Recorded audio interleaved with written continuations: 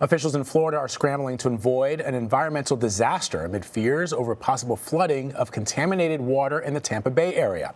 A reservoir pond at an old phosphate plant is threatening to overflow into neighboring communities and potentially into the Gulf.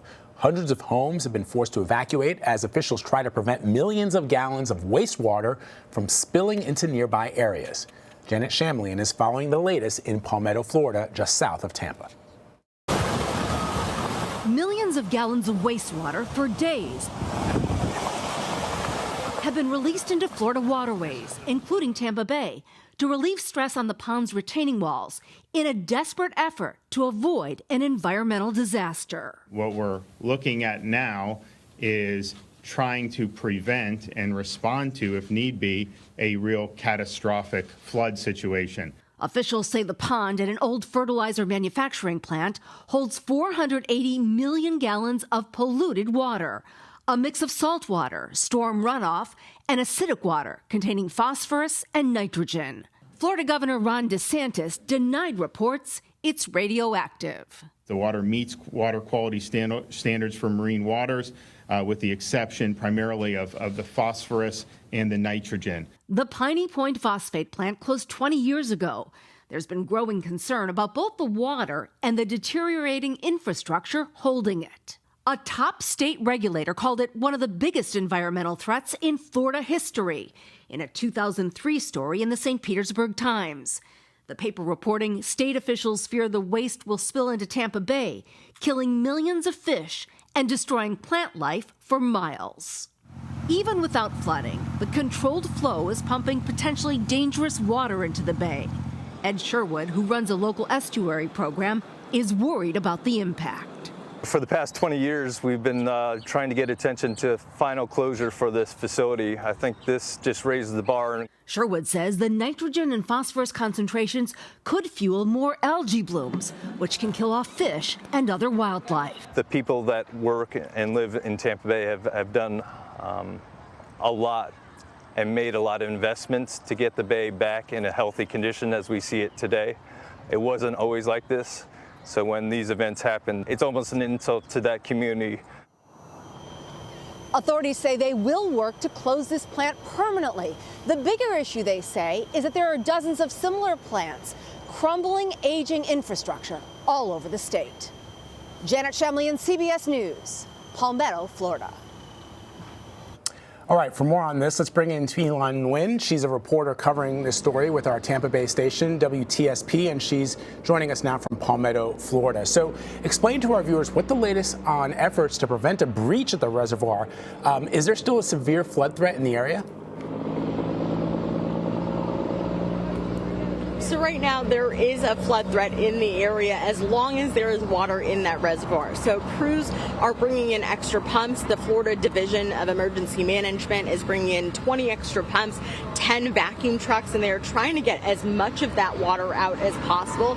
They started with about 480 million gallons. They're now down to about 330 million gallons. So they're pumping that water out to relieve pressure on that leak so that it hopefully does not burst. Evacuations were expanded near the reservoir over the weekend. What can you tell us about this? Is there any clear indication of when people can return home, actually? Yeah, so it expanded over the weekend to more than 300 homes, about 316 within that evacuation area, and they're not going to be able to get back into that area until the threat of that burst is actually clear. So until they get all of this water out. So officials are estimating anywhere from 4 to 10 days before people can get back in there. So, Twee, how did the situation at this reservoir escalate to the point of evacuations and potential catastrophic flooding? What happened? So at first they noticed a leak in the lining of this reservoir. So the lining is like a shallow pool liner. It's thick plastic, and they noticed a leak in there. So they tried to repair it, but once they figured out they couldn't repair it and it just got a little bit bigger, that's when that threat came in, and they had to make sure that people got out in time for those evacuations just to cover all the bases and make sure everyone is safe. So now they're no longer going to try and repair that liner. They're just going to empty out that reservoir to eliminate the possibility of that burst of the reservoir. And Tweelan, this particular reservoir and the old phosphate mine have been causing issues for years, right? I mean, correct me if I'm wrong about that. So what can you tell us about that and what the main purpose this plant is serving? Yeah, you're absolutely right. So it's been a problem since it was created in the 1960s. It was a phosphate mine. Phosphate is used for fertilizer. So all of the processed water that they were using to make the phosphate, they put into these reservoirs to hold until they could clean that water and then lift it out. But then a company took over. They were responsible for cleaning it, but instead they added more water to it. They got rainwater in there. There was a dredging project in Port Manatee, and they brought some of that material in the salt water and they put those in the reservoirs as well. So instead of cleaning the water and letting it out, they've just been adding more on top of it, which is how we've gotten to the point we are now. Wow, that's fascinating. And I guess one of the questions I would also have is, what are some of the biggest environmental health safety risks associated with the situation there? And more importantly, Tweelan, should the people living in this area be concerned about their drinking water? Right, that's a valid concern because, again, there are 300 homes within this area. And when we talk to state officials, they say right now there is no risk to the drinking water because there's no public water utilities within this area. Most of the homes go on well water, but it takes a while for this water, if it gets into the ground, to make it into well water. And that's something we're going to see down the line.